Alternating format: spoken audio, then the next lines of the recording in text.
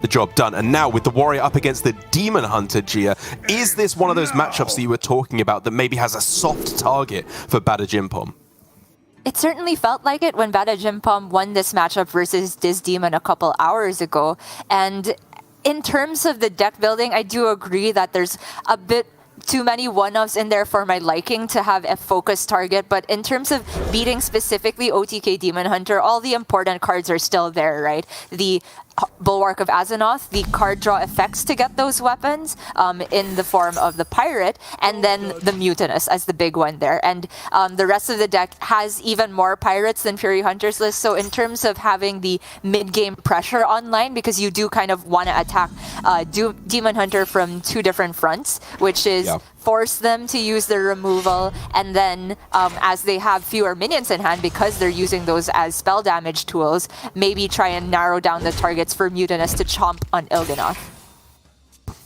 Already somewhat disciplined play, I suppose you could say, for Furyhunter, going for not the outcasted Spectral Sight when it was in position, instead going for the Tusk Piercer on this first turn. It means that even if there's a card that blocks the outcast, like the Il'gynoth, he still has guaranteed quest completion next turn, which is, I think, very smart. It's more important than cycling through your deck as quick as possible, especially because he's got Glide in hand anyway, so any cards that he gets himself in the next few turns, likely it's going to be shuffled back in anyway, which is part of the reason why I would argue you just don't play Sigil here, right? You can play the Tusk Piercer if you want to, I suppose, but realistically we're going for the Glide and then draw the turn after that. Yeah, I like that. And the Tusk Piercer, because you're not going to break it until post-Glide as well. There was not really a reason to swing it last turn. He could swing this turn, break it next turn. And it's coming up very efficiently in terms of quest progression. But already, badajimpom, with the early Cargo Guard, starts to stack a little bit of armor. Again, nothing too far out of the range of an Il'gynoth potentially. But we're talking Il'gynoth that's not going to have all the combo pieces redundant, right? At some point, Furyhunter is very likely to have to use one Fel Scream, a couple Moargs maybe, or spell damage minions to get rid of the board. And every minion that he uses that doesn't remain in the hand is more danger for Il'gynoth. The important thing, though, is he's actually got the Restaurant Viper in his list as one of the tradables, which is very clutch against Bulwark of Azzinoth, which is one of the best tools for this warrior to kind of stave off the combo from Furyhunter. That's very true. It's a tech that's going to come in clutch here, not only, as you said, for its more intended purpose of breaking the Bulwark of Azzinoth, but just to trade here, just to keep his card draw rolling. It means that he is guaranteed Kurtrus in hand with the Sigil and then the draw, the double trade. It's all going to come together very cleanly. And so badajimpom is once again asked, how do I approach the matchup? This hand is, at the moment, saying two things. It's removal, which is almost useless in the matchup, and just aggression. And so realistically, what choice have you got? You apply the pressure and hope that that's somehow good enough. Indeed. Our draw a little bit reset because of that Glide, but he does get to pull back the Bulwark because of the quest progression. The only other weapon in the deck, I believe, is Outrider's Axe. So in that sense, he wins a 50-50, but not even sure if it's winning. Like, the Outriders represents potential card draw, maybe not so likely for Demon Hunter to leave targets at that point, but I think badajimpom needs more than just the Bulwark to win this. Like, I'm talking Mutinous in the near future. It does feel that way, doesn't it? He's only running the Mutinous, not the Shadowhunter Vol'jin like Furyhunter is, so he only has one of the two disruptive tools, but it can still be enough. If that eats Mutinous, obviously we know that is just game over on the spot. And for Furyhunter with the Glide off the top, I don't realistically think you can look at getting that in outcast position anytime soon.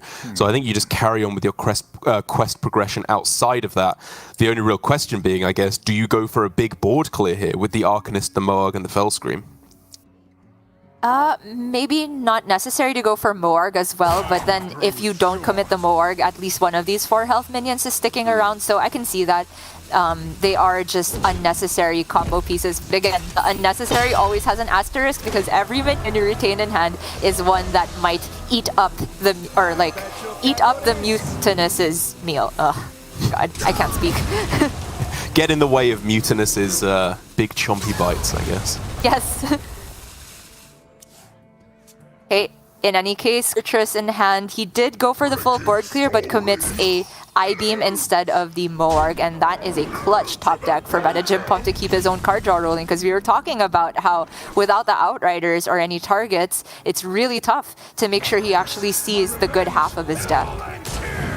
That's right, and while that's a good draw for him, it's not even close to deterring Furyhunter from going for the Kurtrus. Spectral Sight for 0 mana as well is just a gorgeous way to round out the turn. And now possibly going for Glide on the next turn, but honestly, very possibly just not even needing it. He's so close to getting through to the lethal, and the only thing that is currently in the way for badajimpom, is going to be that Bulwark for the maybe 1 or 2 turns. He could choose to hold off on it for another turn because he's still at a relatively high health total that it would require a lot of combo pieces. So he does delay the Bulwark for another turn here. I think it's playing probably the last turn that I would be okay with delaying it. But there's the Il'gynoth right now. So he's looking for Guild Trader and the other Fellscream Blast. Correct, yeah. He'll need a little bit extra on top of that, maybe? Although I guess with the I-Beam, that'll already starts to rack up a lot of damage. It's just the fact that Glide is locking out the I-Beam from being outcast that means maybe an extra Guild Trader or Talented Arcanist might be needed to close out the lethal. But the big question here for Fury is you can start by going for just trade, or you can let rip with the Glide. And he's saying, you know what, it's going to come down at some point, so let's go for it as soon as possible and hope to redraw into one of the 2 acrobatics that are currently in his deck. Yeah, I like that line a lot. The only downside is you lose the Viper in the early hand, which you might need to answer a Bulwark next turn. But oh my gosh, both of the studies missing on card draw. That's huge for Furyhunter. But I think you're supposed to just take Glavesmith here, instead of I-Beam, as another minion for Mutinous to maybe choke on, because it only wants to eat Il'gynoth here. It's not in hand for badajimpom though. So I guess this has to be the Bulwark turn, but what else is happening? Do you trade the heavy plate? Yep. Trading. I mean, you can't play Mutinous on this turn anyway, sadly for him, but I agree. It's just getting a little bit too scary. And, I mean, unless you want to go with Rakara, I guess, and go on the aggressive game plan instead. Okay. Wow. This is a huge crossroads that badajimpom has chosen, right? Because if you play Rakara, that is actively interfering with Bulwark. Like, Bulwark only gives you 1 turn of safety from that point. But badajimpom's line was saying, if I just Bulwark here, I'm not threatening enough pressure on board that Furyhunter's fine just going like hero power every turn to get rid of it. So he's just trying to kill Furyhunter immediately. And so far, it looks close to getting there, but still needs 2 turns probably, right? And now Furyhunter has to decide, is he meant to throw back this Restaurant Viper? Because there's still 1 turn of Bulwark he might have to contend with at any point. Actually, he knows it's very likely in hand, right? Because of the quest progression. Throws back the Viper though. Oh, and now with 4 minions in hand, obviously it's unlikely given that the Mutinous would have to be drawn and then hit a 1 in 4 to get the hit. But even then, for Fury, it's so likely he gets the win on the following turn, but it's still not guaranteed. He has so much draw, so much trading tucked away in his deck, but it's not there yet. 1 final turn for badajimpom, and hopefully for him, that comes in the form of a really good weapon, I don't know, or maybe 1 turn of Bulwark can buy him the time he needs to get a surprise lethal. That's right. That's so funny. He got Sword Eater and the Fiery War Axe, so it's like he got the battle cry. True. But the important... Oh my god! I was gonna say the important thing is he will always have a turn to live here as long as he equips the Bulwark, so all he needs to do is find Mutinous, and that's the win condition, aside from, I suppose, just this damage sticking on board. But now there's the Bulwark. Furyhunter needs lots of card draw. The Viper costs 0 though, at least, so anytime he draws it, he can get it for free. But that's right. He needs so many other combo pieces as well. Sigil's gonna help, but will it be enough? Oh, he still needs the acrobatics. This is all whiffs at the moment. Ooh. Okay, there's the acro. That's huge. So he needs That is huge. Viper and Guild Trader and Fell Scream Blast. He has to play that to get more draws, or does he just toss it back? Oh my gosh, there's almost no mana now, but I think it's still doable. Viper costs 0, right? There's the Viper. There's the Guild Trader. But there's no spell. There's no lifesteal. That's just the game, right? He can't even... I mean, Kurtrus can... No, it doesn't kill anything. He can... From his perspective, he could be alive if the ship targets the 4-3 and the weapon generated is very small. But he is very likely dead. You trade back the Guild Trader? I don't know. You don't have mana anymore by that point. Trade the Rust-Rot Viper? It doesn't matter if you play it if you're not going to kill them. Yeah. Oh no! Falling apart for Furyhunter. There was just no individual card that could save him from both the board and delete the Bulwark. Oh. That is a spiked wheel. And both of the ship damage hit minions here, but the freebooter is going to represent lethal. Oh my goodness, so close. And the extra 2 damage from Freebooter is enough to close it out. Furyhunter, what a way to lose that first game. The Control Warrior getting the win. Such a big victory for badajimpom, and oh my lord, the order of those cards was so unfortunate for Fury at the end. I think he played that so well to give him the highest chance possible of getting the OTK at the end, but it just wasn't coming. He could not draw that second Fell Scream. Yeah. But on the other side, badajimpom too also consciously took a turn to play Rakara rather than going for a Bulwark. Said that Bulwark this turn doesn't win me the game, maybe it lets me survive for 2 more turns, but the win condition was the Rakara. We saw him buy time with Bulwark at the end, but it wouldn't have been enough time if he didn't even have a 7-7 and the constant weapons being generated from the ship, the pirates, and the damage going face. Well navigated on both sides, but for now it's badajimpom who gets the lead. His own warrior out of the way, so no possibility to see the Quest Warrior mirror, unfortunately or fortunately, depending on what kind of viewer you are. But he does have his Libram Paladin, which I think is a good matchup into Fury's remaining Quest Warrior of his own. It is, I would agree there, but it is going to be Furyhunter going with the OTK Demon Hunter again instead. And so taking a look at the specific list we have here, there's a couple of very interesting interactions because it is for the most part a pretty standard build of the Libram Paladin.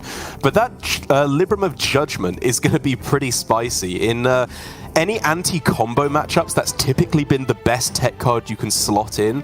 But then when you factor the Rust-Rot Viper as well, maybe it kind of cancels out, gives a slight advantage to badajimpom, maybe. But either way, this is going to be a very close matchup, and one that badajimpom is drawing like an absolute dream in. Again, how does this man do it? I don't know. Is this just a full keep? Yes, Sure. it's just insane. What? Oh my goodness. It's like a full minion hand, so the Bannerman's like guaranteed to get tons of value. The curve isn't as clean as you might expect because there's no 2 cost and the coin doesn't necessarily have a place to go, but who cares? You just coin the Bannerman. Very likely you pick up something to do in that turn following, and then even if not, you just go Cariel Truthseeker. And Demon Hunter's kind of crying at that. Furyhunter, though, does have a sigil play this turn. Yeah. Can't get the Spectral Outcast next turn because of this Moarg, but at the very least has a good chance of progressing the quest. Yeah, I was wondering if it was ever just Moarg on that turn, because you can then go for Sigil plus Spectral Sight next turn, but then that obviously doesn't actually progress your quest. It just gets the cards drawn more efficiently for the mana you're spending. So I can understand why he's going for it this way. You have the slim chance of being able to outcast the Spectral next turn, but more realistically you're hoping for either an Acrobatics or a couple of trades to be able to complete the first layer of quest. Honestly, for Fury, like, if this Sigil could get him studies, it feels like the best outcome, because to have the shot at Glide at what he saw was a full keep from badajimpom would be huge, right? Fury was already shaking his head seeing those 4 cards kept together. badajimpom deciding whether it was worth to coin the Bannerman, but does end up on it. I do like this choice. Looking for a 3-drop, ideally hits Knight of Anointment. Pretty good still. That's an acro. Pretty nice. I like the idea that Fury's just typing to himself, good job. Nice draw. You nailed it, buddy. Ooh. So now he's got Guild Trader and can preserve his acrobatics if he likes, which I think is better than playing acro here because it'll cheapen the acro down to 1 mana and allow him to go for next layer quest completion in a couple turns time. That's true, yeah. The benefit of using acrobatics is you discount 1 extra card, I guess, but that's probably not all too relevant, I agree. And hey, with Tusk Piercer off the top as the final card, that's guaranteed quest level 2 next turn as well. Potentially, with the acrobatics being able to double cast if he can play both the cards off the top as well. This is a very reasonable start for Furyhunter now. And a Jimpom with not the ideal holy spell picked up, but it's still gonna be free next turn, right? Aldor Truthseeker, you'll happily take any Libram here, and he's just gonna roll into Libram of Hope on turn 6 as well. It's pretty insane. But for Furyhunter here, no need to panic just yet. It's not that much pressure on board, but if he wants to, he could take an opportunity to develop Moarga's tempo on board, which is generally not often punished by Paladin. There is city tax, but not a big deal. Yeah. I mean, he could do both. He can complete the quest, and then because the Fell Scream would be discounted, he could then also play the Moarg alongside a 0-mana Fell Scream. And now this acrobatics aura is something else to think about too. What if he discounts those cards, plays them instead, and continues to draw even more from his deck, although that is the second acrobatics. What if he plays the other acrobatics card off that acrobatics and draws like 6 cards on that turn? Double quest completion? Oh, yeah. I think we're getting maybe a bit too fancy. He is just going to go for the swing and then trade back and then probably just hold everything by that point. Fair enough, the Fell Scream is a precious resource. Paladin has way more threats than this coming in the near future. Yeah, he's taking a big chill here. The Guild Trader's 0-mana Fell Scream is a very nice, almost guaranteed board clear for him.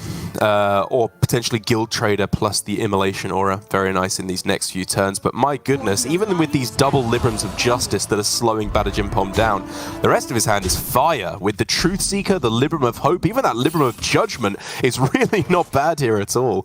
It's just back-to-back-to-back threats. After this Cariol, it's the Truthseeker, and after that, it's the Libram of Hope. Furyhunter really can't find a clean turn to get Kurtrus down if he can even have it in hand, which he can with the acrobatics, but I worry because it feels like what he set up is to have the big clear turn next turn with the Immolation Aura plus one of these spell damage minions, but the Cariol's gonna have an attack which cheapens things even further. The Aldor Truthseeker can come down with Libram of Wisdom, and then the 8/8 coming right after that probably still denies Kurtrus. Yeah, that's absolutely right. The big 8/8 just going to be a little bit too scary, I think. I grow impatient. I don't know if Furyhunter thinks he can try and clear some of the board this turn so that he doesn't have to clear the board next turn and can just play Kurtrus. For example, if he was to just play Immolation Aura this turn, and then he could go for play Kurtrus into hope for a Fell Scream clear the turn after. I'm just trying to think if there's any way you can break the expected line of Kurtrus being too slow for the next 2 turns. That is certainly reasonable, and especially because badajimpom is not running the Battlegrounds Battlemaster, so even if he does develop Aldor Truthseeker here, he's not actually threatening lethal immediately after. He does have Libram of Judgment, so Fury goes down to 17 here. There's 11 on board, and Libram of Judgment is actually 1 off lethal if it's just Kurtrus here.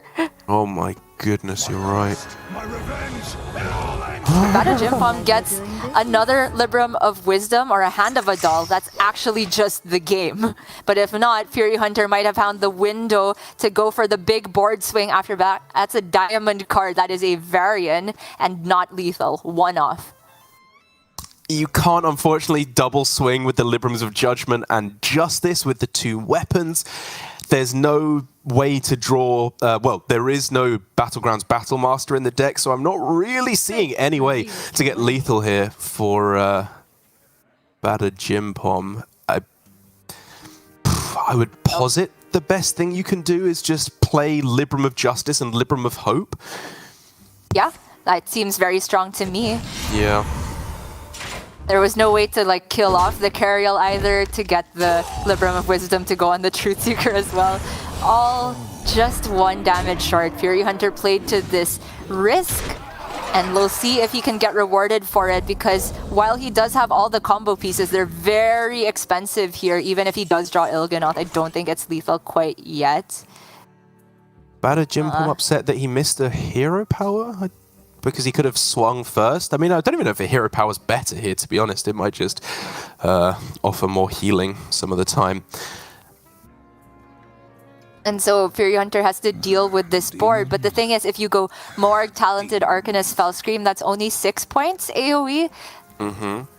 Lacking to deal with both the 8-8 and the 5-7. And I'm already assuming this I-Beam goes on the Divine Shield, which is not ideal, honestly. So I-Beam, Arcanist, Mohawk, Fellscream for the full heal, the full removal. Yeah. It is so much to commit here. It is, but it's not wrecking his combo entirely. There's still the Guild Traders, right? Yep, still another Mohawk as well, or is that used up earlier as well? Yeah, I think so. Combo's still intact, but the hold on the board is tenuous at best. However, badajimpom has to start from scratch in terms of damaging Furyhunter here. Going to go for Bannerman and gets the McGurgle, which is pretty decent, I would say. There is the priority of getting rid of Moarg, though. I feel like that's pretty important to do because Il'gynoth at any point here might just threaten lethal. That's very true. And so... Are you doing that through Libram of Justice, just because it's probably not going to get too much value over the rest of this game? And you can still fit in the McGurgle then? Yeah, you overwrite your weapon, but whatever, you're going to play Judgment soon anyway. It was always going to get overwritten. Okay. I don't think there's just any other targets you care about with Libram of Justice, unless you think Furyhunter would ever be forced into a weird situation where he has to win on board and stick a tempo Il'gynoth, but I don't think we're quite in that realm yet. And also, if that's the play, he does have Variant to potentially rush into it.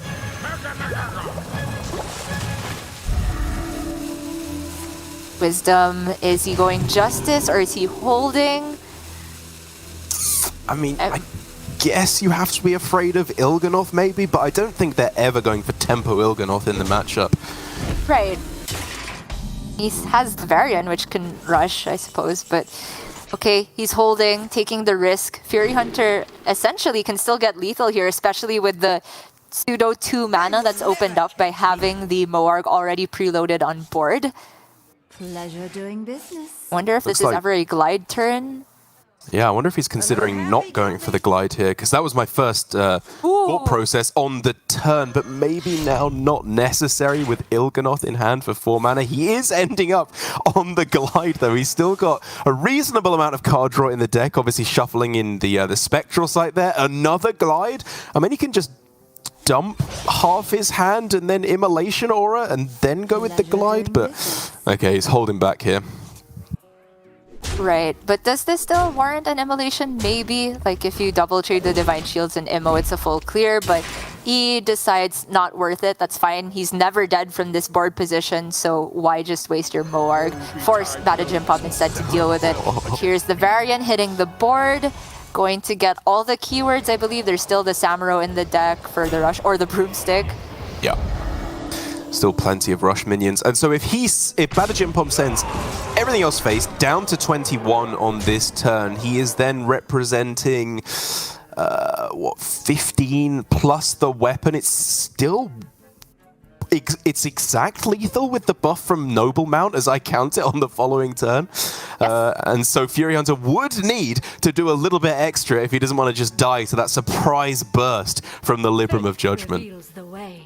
And so I do think the weapon swing goes face here for badajimpom because of that breakpoint. Like, yes, you could say 1-1 threatens Divine Shields, but you have a taunt behind all of that. I don't think it's very possible for Furyhunter to like get through the 8-8 somehow and then send the 1-1 into a Divine Shield. Like, he's either clearing it all through an Immolation Aura or just not bothering. But Furyhunter very likely to hit a lethal of his own here. Might come off the back of just playing everything and then gliding. Oh, Ilgi, do you go Immolation, Ilganoth, Moog, and then maybe even Peddler and glide? Do you just dump this entire hand and then glide? I think so. There's still Studies and Spectral Sight and Double Jump, which can get Spectral Sight. So True, I think there's so many combinations that allow you to get lethal here. I can't really think of 4 cards that don't do it, but we'll see. No time to think about it for that long. I love that Furyhunter's decisive about this. The glide animations take much longer than you would like. 0 mana Guild Trader. Double jump. 0 mana Guild Trader. There's the Fell Scream Blast. Well, that's going to be game 2 going to Fury. We're equalizing this series as the Paladin, even with a lights-out starting hand like that one, cannot get the job done from this consistently clean play on the Demon Hunter from Fury.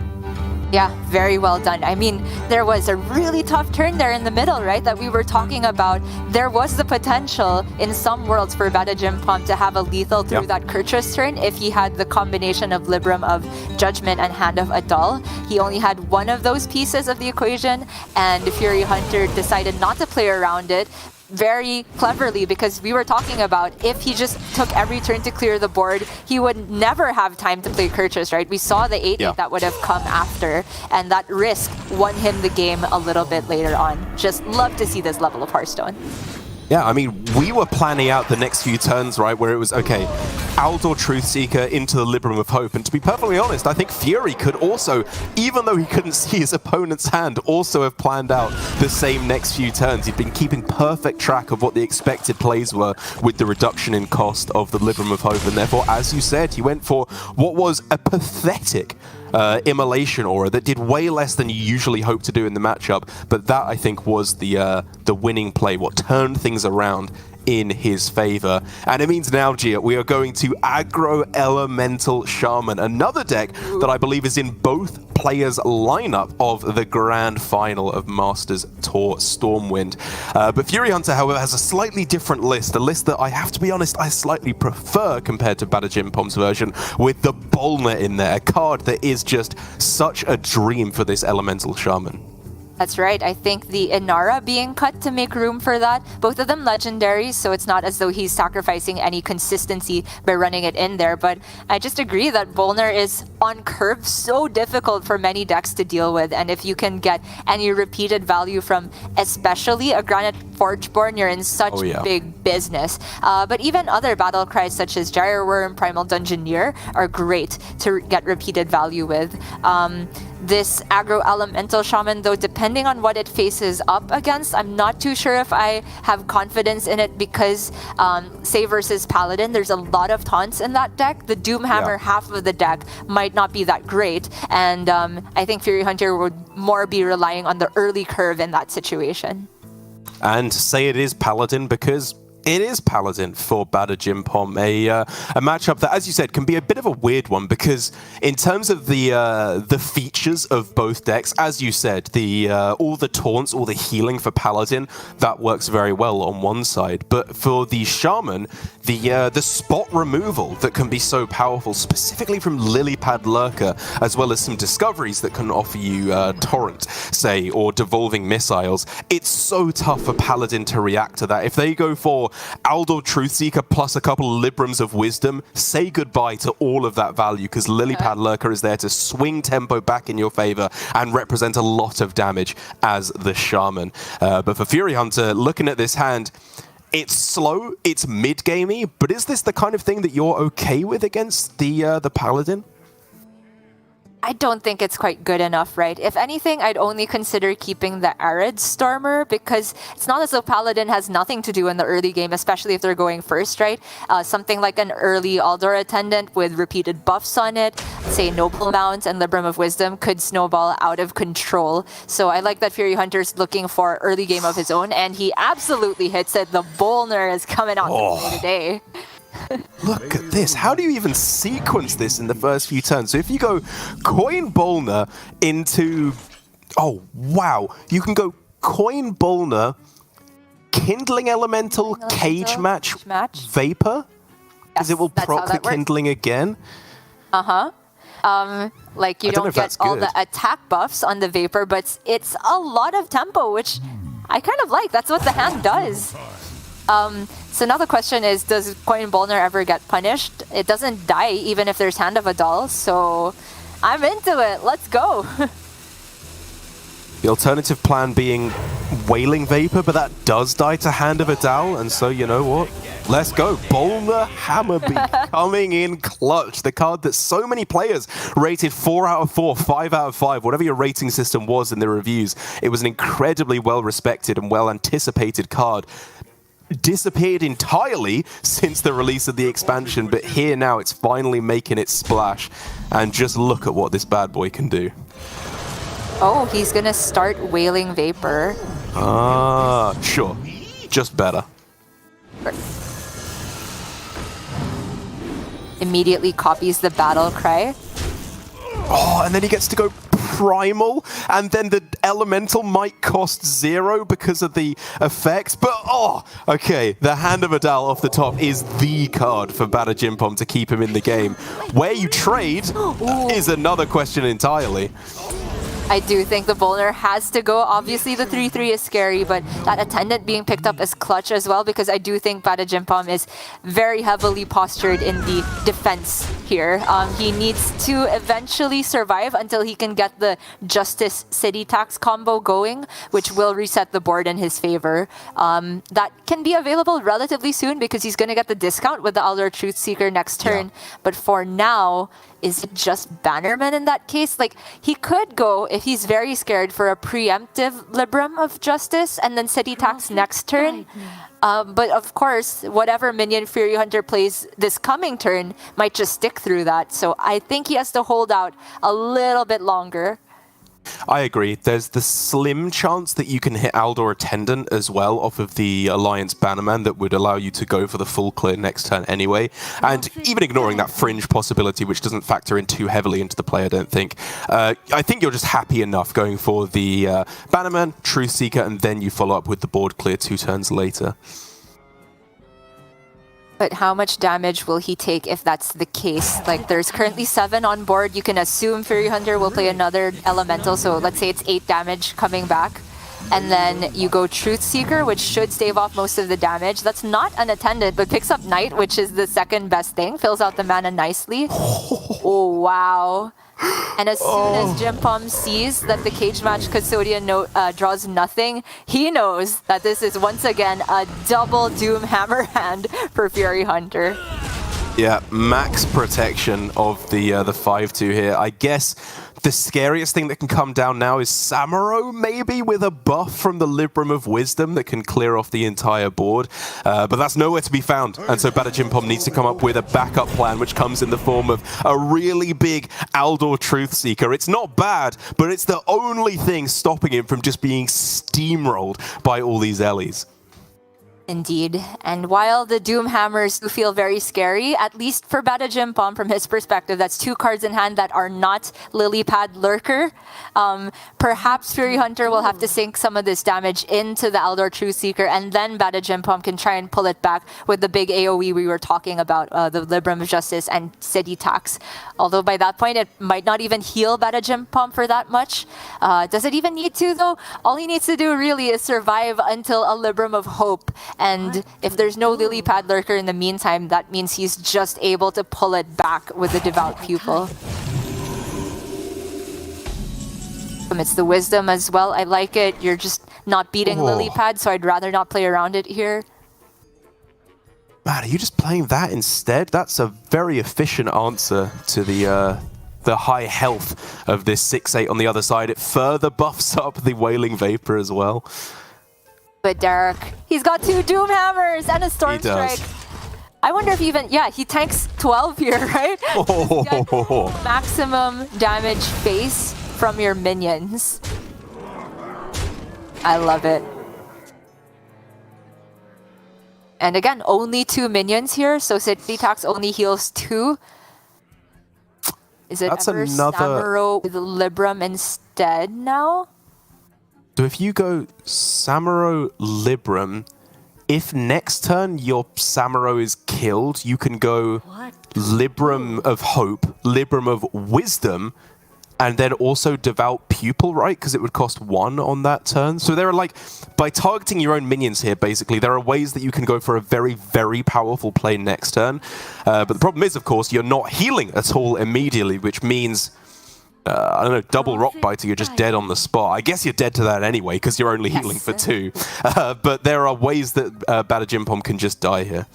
Yeah, you hit the nail on the head, because the healing from City Tax on 2 minions is essentially negligible against Furyhunter's most of his outs, right? There's also the other thing we saw a while ago of like Storm Strike plus Gyre Worm. Would that even cost 1 right now? Maybe not, right? Gyre Worm, there's only been 1 Forgeborn played. So it really is that 16 breakpoint from the double Rock Biter that badajimpom had to be worried about. And because City Tax only took him up to 16 in that situation, I much prefer this play that you outlined, which sometimes allows Jimpom to get down 2 big Divine Shield taunts and much better against a Lily Pad Lurker in the future. This play, Furyhunter, I was thinking might end up going Storm Strike on the 1-1 to play around replaying the Libram of Wisdom. Like, even if it's not obviously this specific deviation of cards that he would be playing around, it was still very tempting just to deny the Libram of Wisdom being played multiple times. But here, badajimpom, I think, as we can see, queuing up the attack here, very much sees the lines. He goes for the heal, the buff, the double big taunt, and now for Furyhunter, despite a lightning fast start to the game, needs some help from our good old friend Instructor Fireheart to turn this one around, I think. Oh yes, she's done some miraculous things in Grandmasters in APAC and Europe and in Americas. The card he wants is it Torrent? Did he play a spell last turn? No, he didn't. It was just the Canal Slugger. I'm just wondering... missiles? Yeah, that's the big one. I'm just wondering if actually you can get away with Storm Strike plus Canal Slugger, because the 6 attack does actually chew through this quite efficiently. Like, you have to tank both minions, but it does give you a clear, right? Even though you are tanking a disgusting and eye-watering amount of damage into these taunts, it allows you to get the clear if you want the more guaranteed play rather than the risk of Fireheart. It's actually just tanking 14 and you're going to heal 12 of that back from the 2 Canal Slugger, so I think that's good. Sure, good yeah. spot. Yeah. No littering. Yep. Going to get rid of the Divine Shield with the weapon, so you do get the lifesteal from the 2 Canal Sluggers. Nicely spotted by Furyhunter, but his problems don't quite stop there. That is one of the Storm Strikes used, not that much burst available in hand, but that's what he saved the Fireheart to do instead. And look at that top deck for badajimpom. It's the perfect draw, but it's 1 mana too late. However, that is the next best draw. Libram of Hope off the top. The script is too strong. But there can still be a Lily Pad Lurker drawn and played next turn, because he did play a Canal Slugger last turn. Elemental Chain active right now. We saw the cheer. The script, Derek! No way! No way! And he gets Rock Biter weapon because of the Primal Dungeoneer. Can fit in the Wailing Vapor first. Yup. Oh. It continues. The Varian is going to deal with the Lily Pad Lurker and end up with a taunt for itself, but that might be the only minion he can clear. The Wailing Vapor can potentially go face next turn. These draws for badajimpom are so good. He's drawing every good card in his deck, I swear. The Aldor and then the Varian. Oh, a Devout Pupil as well is so much tempo. Yeah.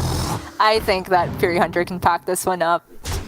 Oh, not yet. There's still a Fireheart, right? Come on, there's a dream. All right. There is a dream, but he's going to go Doomhammer, Rockbiter first. Okay. He's tanking another 11, but it's all right. Paladin doesn't really have burst if they're off board.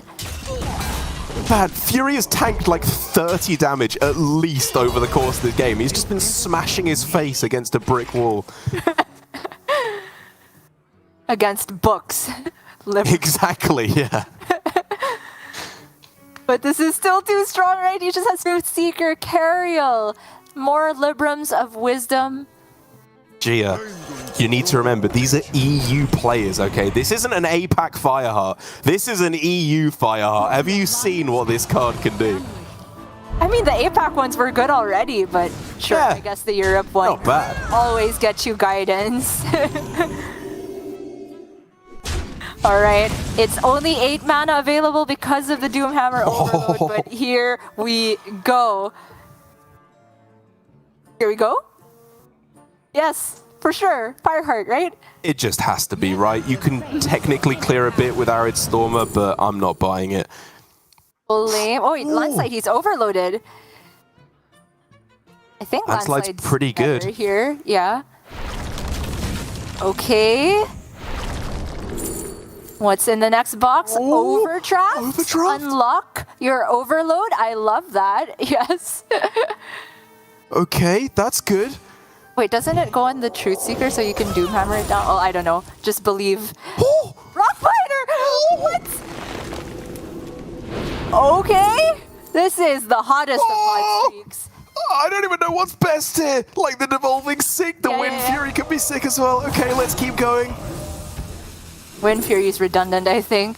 Tidal Wave for next turn? Oh, Charged Call? How many times has he overloaded this game? That's a 5-drop. It is. 2 Doomhammers and 2 Canal Sloggers. We're Quest Shaman now. He's still in it. He's still in it. This is unlike any Shaman game or Elemental Shaman game I've seen, and that's a whiff for badajimpom off the top after the Varian. There's no Liadrin to follow up, low value cards, McGurgle not dead, so Prime not available to be top deck next turn, and this Charged Call, what's the best outcome? Earth Elemental, Inara, Raz? Well, first of all, it's Rockbiter or Stormstrike for the game on the spot. Then we can start worrying about the Charged Call and hitting Earth Elementals, Inara, whatever you want. Giant Worm! Oh. He needs like 2 damage from the Charged Call? That's not it. He can't proc the Blacksmith, right? He has to proc it with the Gyroworm, but that's losing damage to the face. So, do you just take the Thresher and move along with your life? I don't know. Sword, shield, axe. What do you need? Oh, 2 damage off lethal. Is he procking it with his Gyroworm, going for the hero power first? Like, Maybe. it's not bad, to be perfectly honest. You do get way more board presence, sort of. Yeah.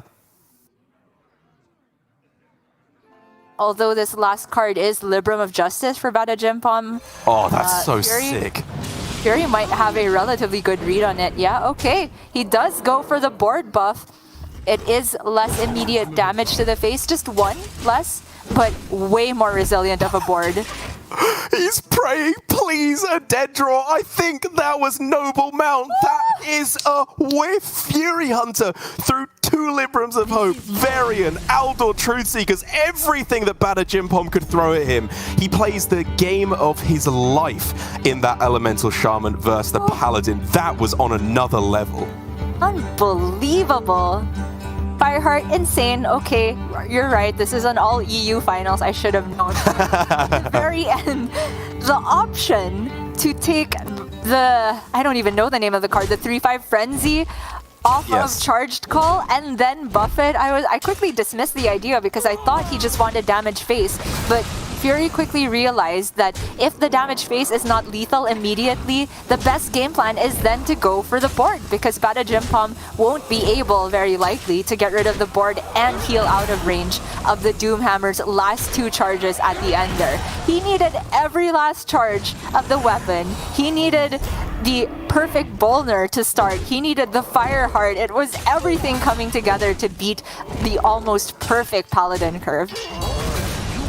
Unbelievable. One of the coolest games of Hearthstone I think I've ever had the pleasure to cast. And now for Furyhunter, with that one out of the way, 2 losses in a row on the Paladin for badajimpom. It means it's just the Warrior left for Furyhunter. It could not be better written if we tried. This weird deck that I'd never really seen experimented with before, but it's in both players' lineups in the Grand Finals.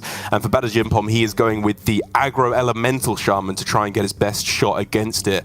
And this, I think, could be a bit of a weird one, right? Because this is, at face value, an aggro deck versus a control deck, which should go very well for the Warrior. But Doomhammer in aggro decks always seems to upset your expectations of the matchup.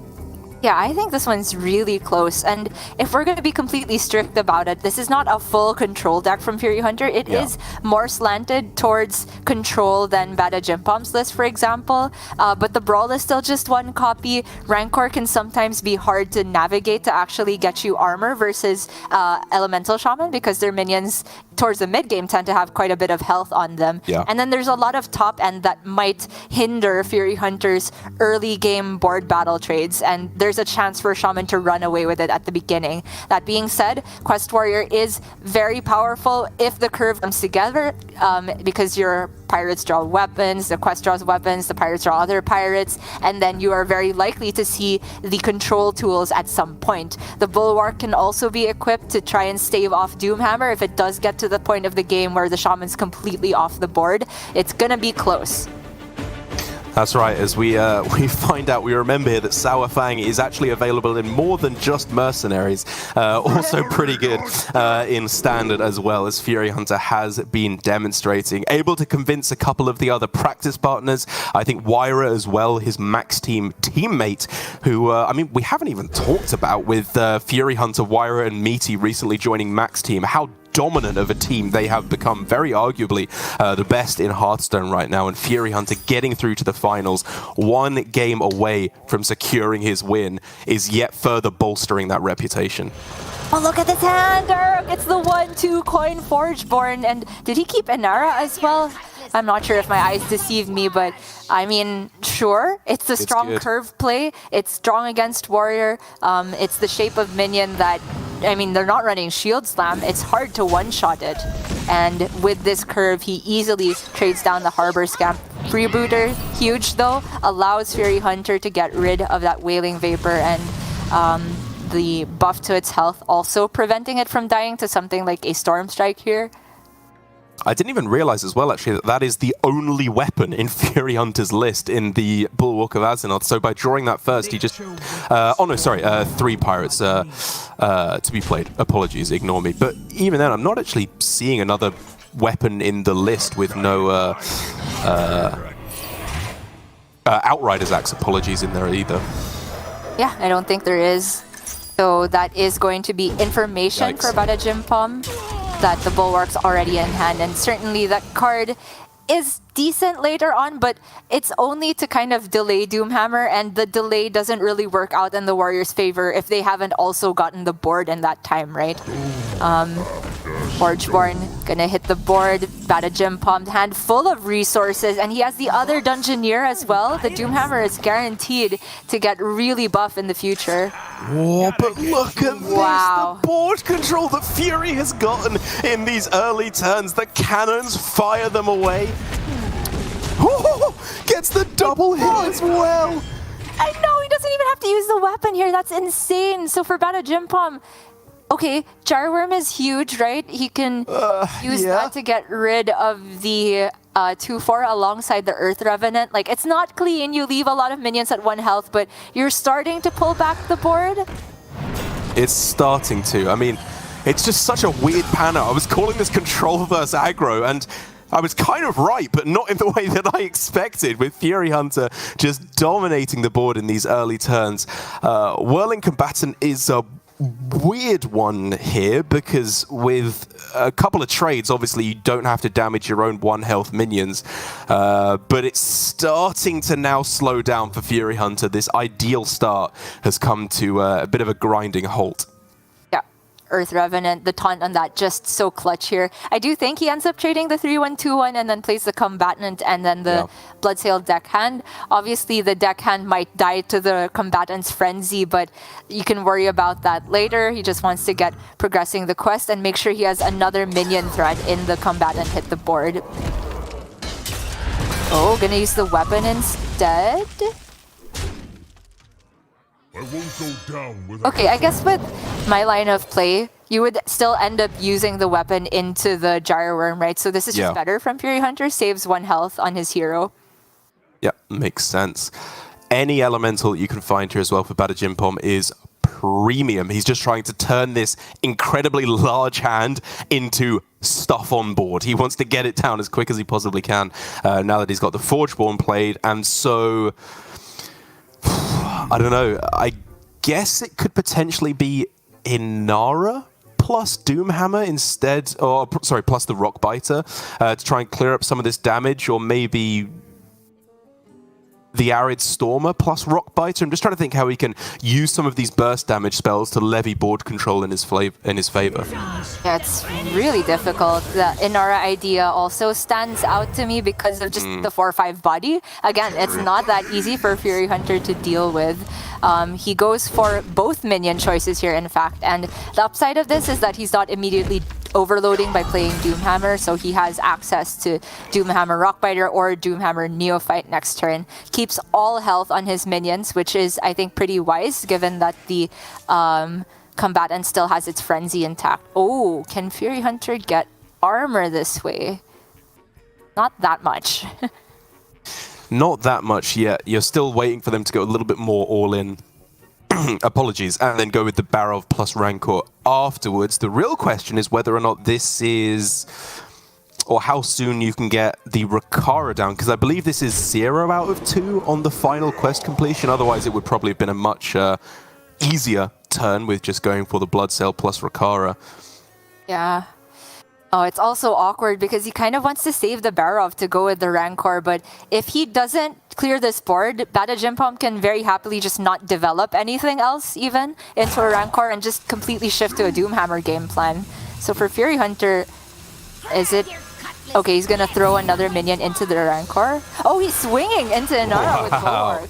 That's spicy. He knows the Bulwark's just dead though because there's a Wind Fury next turn. The swing eats up 2 charges. Yeah. Okay. I mean, this is something the Furyhunter won't be fallen prey to twice. He was messaging me saying he missed the line of attacking face with his Bulwark against the Demon Hunter in the previous series against MSBC. And so now he is fully ready to go battle Bulwark and start swinging it turn after turn. But for badajimpom, he's also going Doomhammer for board control here, just making sure his minions are the only Rancor targets on board. Wow! And there it is for the Danish pirate boy himself. He gets the pirate, gets Captain Rakara, and now things start turning around. He's got the board clear with Barov Rancor if that's necessary, and the value is absolutely sorted from the Juggernaut. But there's so much damage in hand for badajimpom. I guess it's just 16 with the double Rockbiters, but there's also effectively 7 on board, 23. That's still 9 off lethal here, and so he might have to deviate to a an instructor turn? Man, there's not that much mana to work with. No elemental played last turn, so the lily pad isn't active either. And also, the cargo guard is just kind of annoying as well, just continuing to stack up armor for Furyhunter. Might be a Desperation Fireheart. Oh, it's so premature. This is such a stark contrast from Furyhunter last game, saving it turn after turn after turn until it was absolutely necessary. badajimpom is saving it in the end, instead prioritizing a more minion-focused approach, just contesting the board with what he's got. Whoa. boy, is it going to be close. He now has so much damage next turn. 22 he can deal, right, with all his burst. But he might just be dead. There's going to be a weapon popping out of this ship and the 2 damage. Where's that going to go? Thunder hits South Sea Captain and the Reaper sight. That is lethal, and Furyhunter is our Masters Tour Stormwind champion. He's done it! He's actually done it after years and years of being one of the highest win percentage players, one of the winningest players in Masters Tour history, and he finally gets the win on the biggest of stages here in a Masters Tour. I could not be happier for this man, and I could not be happier for whoever he is furiously typing to right now to say, I did it! I did it! He's finally won the Masters Tour. Such a sick storyline, and while for badajimpom in his 2nd ever Masters Tour, he has to be, I hope, ecstatic with his performance. This is an incredible display from him. It's just Furyhunter's time. He owns this metagame. That was so impressive there. And to badajimpom as well, I want to say hats off. Really good sportsmanship at the end there, applauding Furyhunter. I think everybody knows that Furyhunter has had many people rooting for him for many Masters Tours now. We've seen him how many times on round 1 of Swiss, seem to be getting cursed by us putting him on broadcast, just not getting there despite having a lineup that seems very clever for the meta. And this time he's done it again with a lineup that most people were not necessarily expecting. This Quest Control Warrior putting in some major work and getting the job done versus the Shaman. That is such a picture-perfect winning moment, and we can take another look at our top 4 here. Again, 3 players from Europe and then MSBC representing China. It's very representative of the Masters Tours champions we've had as a whole, and this time it comes back to Europe once again.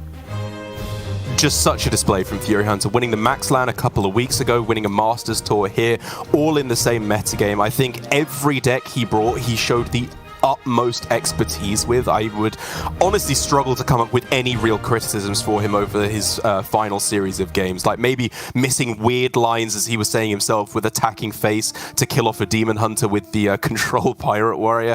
But for the most part, he just clearly is in his element here, and the results speak for themselves. We have our winner. We have almost a guaranteed GM for Europe next season, as well, as Furyhunter was already very high up the point standings, and now with a win bolsters it yet further. Everything just coming together. Such a sick storyline, and I could not be more happy for him. That's right. We've got the points pulled up here on Donkey's website. Like, Furyhunter was at 22, I think, a couple rounds ago, and he's just going to add to that as well. And these other names that are looking to promote into Europe, like Superfake, I think a lot of people looking forward to that. A-Rock and Maverick hot on their heels. Floki as well for the re-promotion. I think it's just great stories all around. And I'm just so happy with the turnout we've had this Masters Tour. Even though there is a distinct lack of APAC in our top 8. I think the matches we've had were just back-to-back bangers, so many exciting things, and I'm so happy to have gotten to cast it, especially since this feels like the last we'll be seeing of this meta on a highly competitive stage for quite some time. That's right, yeah, we have a full month's break before we go to Masters Tour Undercity for the final Masters Tour of the year. I believe qualifiers are all closed at this point, so if you're not able to qualify through those, ladder finish is still available. So if you're grinding ladder and hoping to get a spot, it's still possible for a few more days if you want to be grinding those away. But as we were saying, still slim chances for all of our players to get there. And one final Masters Tour to find out who is going to be in Grand Masters, who gets the win as well, and who can dominate the next metagame. Thank you so much for watching, everyone, this weekend. It's been an absolute pleasure to cast. Thank you again, obviously, to all my co-casters for covering me when I was unable to cast. But now, all in all my sickly pallor, I am still excited, and I have new life breathed into me here, and I feel like a new man after seeing Furyhunter take the win. So unless you have any other parting comments, Gia, I'm going to send everyone away. Oh, thank you to you too for covering me when I had my internet issues. We've all got our back here, and everybody who has practiced together. I feel like this Masters Tour, I've also seen just a lot of people showing an outpouring of support for their favorites and their friends, and the MTOG does get their OG champion now this time as well. A lot of great storylines, and even the new faces that didn't quite get there in the end. I'm so excited to see people like badajimpom grind away and show again at the next Masters Tour what he's brought up, because these lineups were very, very interesting, and I think the people that did take big risks got rewarded big time as well. That's right. So thank you so much for watching, everyone. You make this all possible, and it really means a lot that you are tuning in. So thank you so much. Congratulations again to Furyhunter, and we'll see you next time at Masters Tour Undercity.